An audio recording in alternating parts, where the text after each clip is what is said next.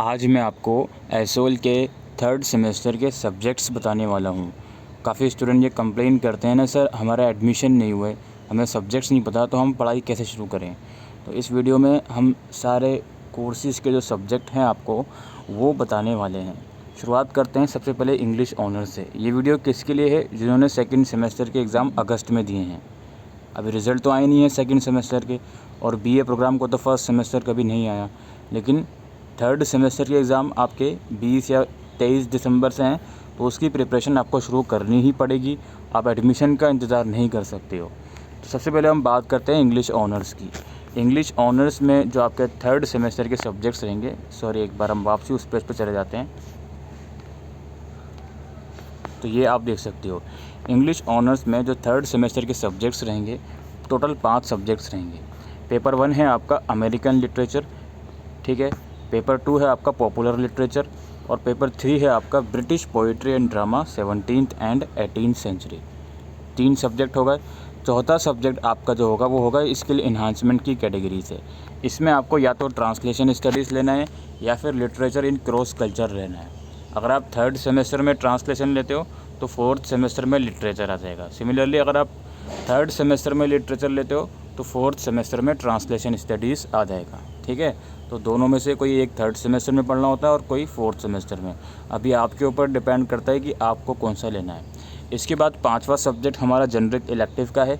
इसमें आपके पास चॉइसेस है money and banking, Gandhi and contemporary world, भाषा और समाज, और स्पेसिफिक लिटरेसी टर्म्स जो कि तमिल डिपार्टमेंट का है। तो आपको इन चारों में से कोई एक सब्जेक्ट लेना है जनरिक इलेक्टिव में से, ठीक है। इन चारों में से कोई एक जो मैंने आपको बताएं, एक इकोनॉमिक्स का है, एक पॉलिटिकल साइंस का है, एक हिंदी का है और एक तमिल का है। इसके बाद बारी आती है हमारे दूसरे कोर्स की, जो कि है BA honours political science. BA honours political science में भी आपके 5 सब्जेक्ट रहेंगे। कौन कौन से सब्जेक्ट हैं? Introduction to comparative government and politics, perspective on public administration, perspective on international relations and world history. ये 3 सब्जेक्ट सभी के सेम हैं। चौथा सब्जेक्ट भी सभी का सेम रहेगा, जो कि इसके लिए इन्हांसमेंट की कैटेगरी में से है, योर लॉज योर राइट्स। इसके बाद जो 5वां सब्जेक्ट है वो आपको जनरिक में से चूज़ करना है। या तो मनी एंड बैंकिंग है इकोनॉमिक्स डिपार्टमेंट का, या हिंदी डिपार्टमेंट का भाषा और समाज है, या इंग्लिश डिपार्टमेंट का मीडिया एंड कम्युनिकेशन स्किल्स है, या फिर तमिल डिपार्टमेंट का आपका स्पेसिफिक लिटरेसी टर्म्स, ठीक है। इसके बाद बारी आती है हमारी बीकॉम ऑनर्स की। तो बीकॉम ऑनर्स का जो थर्ड सेमेस्टर के सब्जेक्ट्स आपके रहने वाले हैं, पहला सब्जेक्ट आपका एचआरएम है, ह्यूमन रिसोर्स मैनेजमेंट। फिर है आपका income tax law and practices. फिर है आपका मैनेजमेंट प्रिंसिपल्स एंड एप्लीकेशन। इसके बाद स्किल इन्हांसमेंट की बात करते हैं। तो स्किल इन्हांसमेंट में आप बिल्कुल ध्यान से सुनिए, आपको ओनली ई कॉमर्स और पर्सनल फाइनेंस की चॉइस मिलेगी। यानी स्किल इन्हांसमेंट में आपको दिख रहा होगा काफ़ी सारे सब्जेक्ट यहाँ पे शो हो रहे हैं, e commerce, training and development, digital marketing, ये सारे नहीं हैं। आप कोई एक सब्जेक्ट लोगे और वो आपको जो चॉइस मिलेगी वो या तो ई कॉमर्स आप ले सकते हो या फिर आप ले सकते हो पर्सनल फाइनेंस एंड प्लानिंग, ठीक है। यहाँ पे लिखा गया है, यहाँ पे साफ साफ आप पढ़ सकते हो, मैं अपनी तरफ से नहीं बोल रहा हूँ। SOL offers only e commerce and personal finance and planning at serial number 1 and 6। इसके बाद जनरिक इलेक्टिव में आपके पास है मनी एंड बैंकिंग, जिसमें कोई चॉइस नहीं है, यही सबको लेना है। इसके बाद बारी आता हमारी बीकॉम प्रोग्राम कोर्स की। बीकॉम प्रोग्राम में हमारे 4 सब्जेक्ट्स रहेंगे।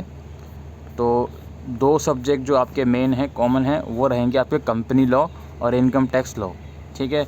तीसरा सब्जेक्ट आपको स्किल इन्हांसमेंट में से चूज़ करना है। स्किल इन्हांसमेंट में या तो आपके पास कंप्यूटर एप्लीकेशन इन बिज़नेस रहेगा या फिर आपके पास साइबर क्राइम रहेगा।